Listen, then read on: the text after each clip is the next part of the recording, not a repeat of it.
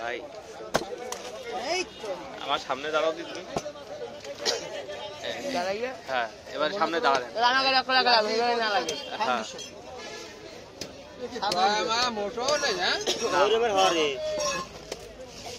যদি আমরা কইতে যাই এলাই দোষ ওই যে মাস্টারে মারছে ওই রুমের ধরে পাতে একটা কোপ দিতে হয়। বিশ্বাস করেন আমি থাকবো দেন আমি কোপ দেবো, একটু দিতে মানা করবো, আমি কোপ দেবো। কাক রে কাক ওই হবে আমি মনে হয় মাছ আমি দিস না আরে তোমার সহজে খাই কি জানো?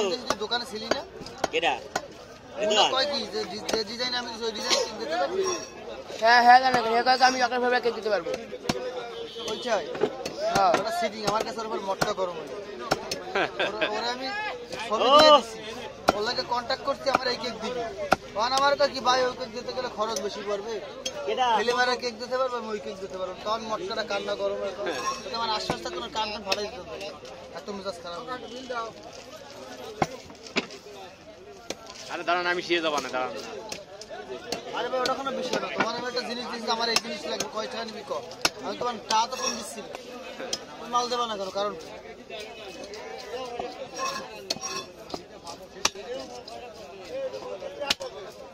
আরে ঘরে কিছু তো নেই, দাঁড়ায় দাও সামনে একদম পুরো প্লেন সিটির মতো এই দেখে